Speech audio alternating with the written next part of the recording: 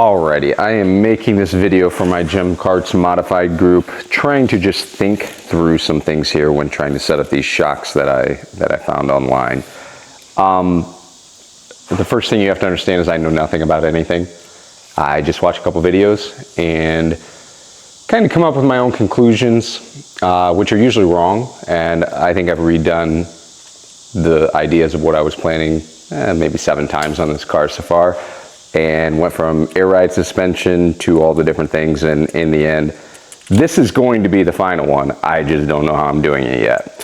So everything that I can see shows the vehicle that these came off of being very similar in weight with the Gem Car ELXD, within 100 pounds. But the problem is I'm taking a ton of weight off by going from lead acid to the Life 4 batteries, and I'm doing a 230 amp hour unit, but in the end it is going to be much, much lighter. So I have to take all of that into account when using these shocks, because obviously they are going to change based on the weight.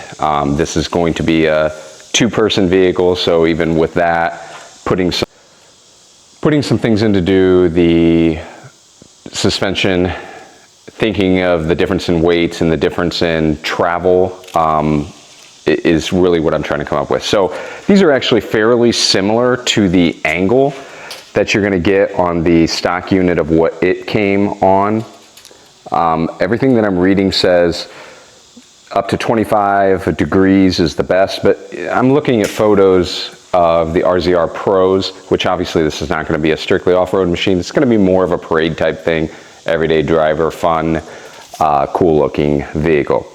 But if you look at the RZR Pros, their whole thing is like at this angle. I don't know if it's close to a 45 or what exactly it's at, but they are extremely exaggerated in their inward tilt.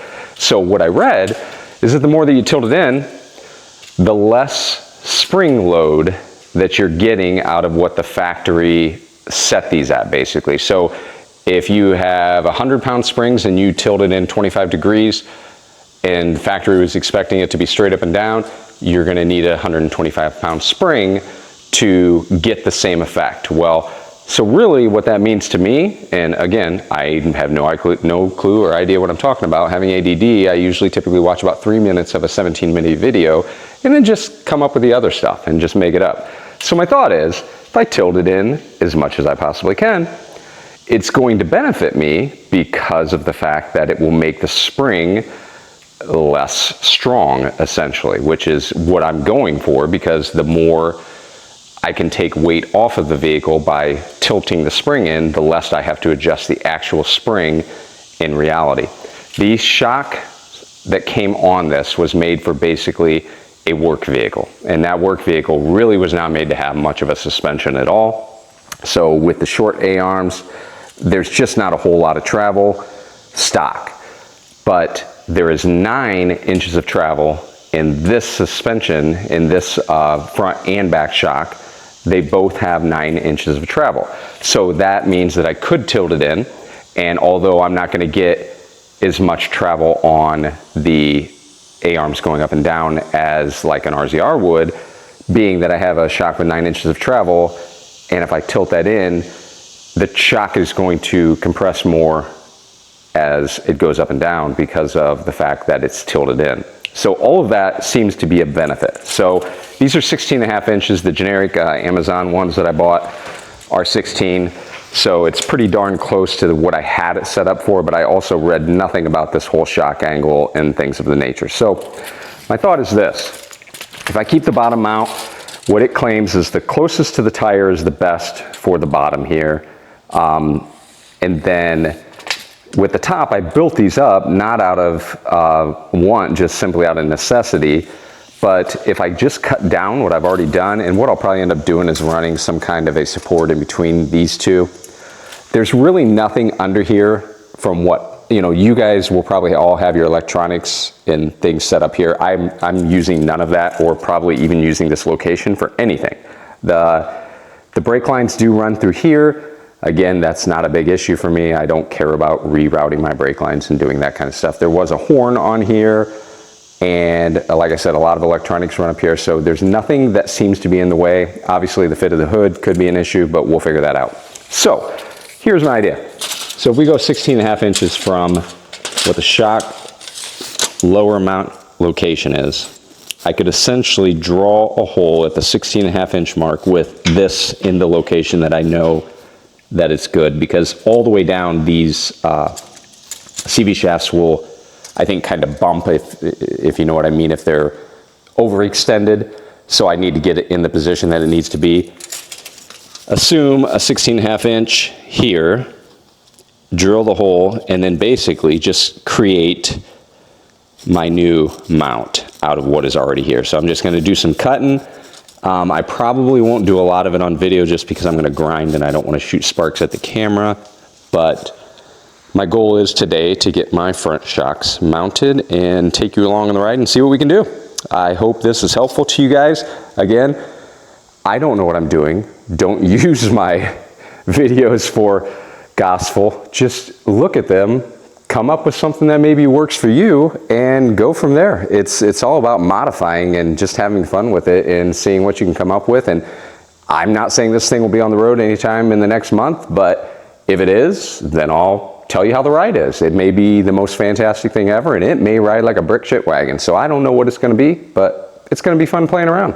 And we'll go from there and see what you think. Alrighty, here's a little bit of a closer look at it. So what I did is I measured from that to the 16.5 inches. I'm just trying to see if it would be worth using what I have already set up here. That puts me about right here. The goal would be to actually tilt it in a little bit further than that. I'm gonna have issues on this side with the motor, the Navitas motor. So I can go a little bit further, but it's hard to tell without cutting this off. So that's, on this side I really have nothing that I have to worry about. I have this piece of scrap here that I can grind down and prime, and it fits the width needed to get the mount in between there and everything that I need. So I think I'm just going to go ahead, instead of trying to reconfigure this, because it's going to make it weaker the closer I get to this point here.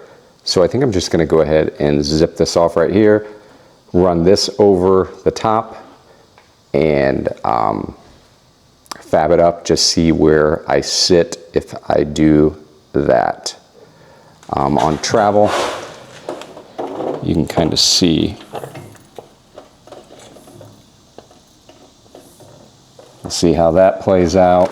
And like I said, it's all about getting this to fit in that direction.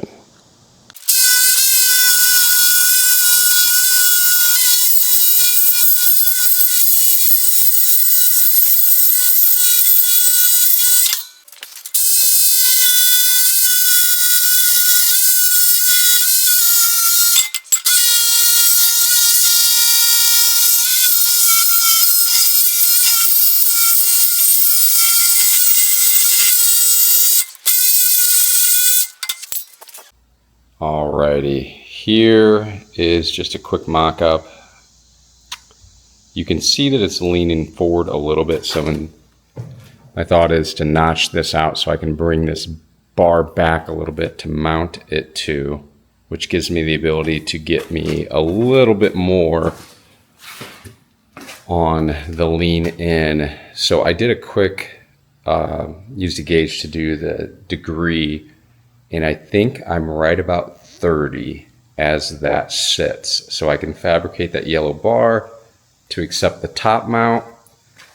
As this comes up, it's going to push it away from that. So as long as I put limit straps on, it's never going to have any issues. I can bend these out of the ways just a little bit, but there's not a need to really do much. But man, I really like the look of that. I think that would get me what I'm looking for on the front suspension. The back is a whole nother deal, but we'll deal with that after we're finished with this one.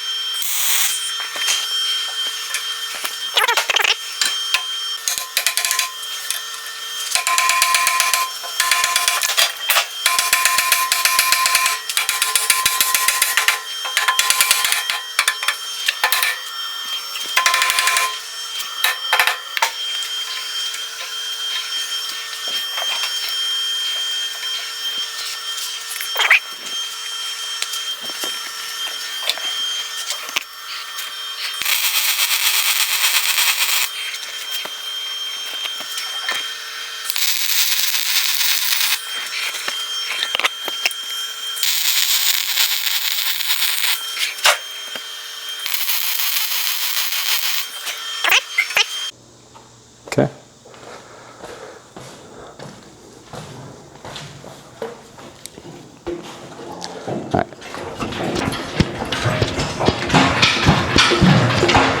Like it, I like it. All right, you can hop down.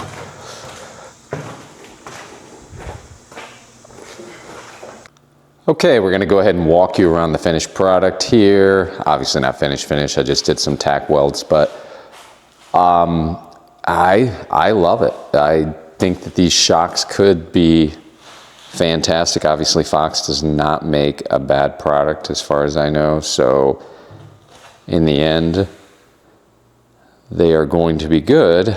And obviously I'm gonna have to learn about the adjustments and spring rate and all that fun stuff, but I can't imagine, based on what I've seen so far, that these won't work, at least on the front. The back maybe figuring something out a little bit different, but we'll go from there. But yeah, I absolutely love it. I think the stance is fantastic. I like how they tilt in, and with some maybe 30-inch tires or so on here when it's finished, it's gonna look super aggressive on the front, and I like that. So on the rears, obviously these are quite a bit bigger. I think they're about 4 inches longer. So I've got to remount where I'm going to put these and figure out what the best way to mount them to get the most swing that I can. And so that'll be fun trying to figure that out, but I don't think it will be much harder than the front was. So we'll see how that goes, and I'll put together something for that when I'm done too. But hope you like this video, and I'm a little bit closer, but I would not say close. Can't wait to see what Navitas will do on this machine and get it programmed with the help of my friend to do more than it should ever be able to do. I've got my batteries sitting over here in a line, just kind of all, you can see they're attached together to get them balanced, but once I get closer to where I'm ready to put the battery together, then I will make sure they're all top balanced and do the things that I need to do. I'll make a video of that too, but that is it for now. Hope you liked my video, and subscribe to my YouTube channel if I have one, or we'll see where it goes.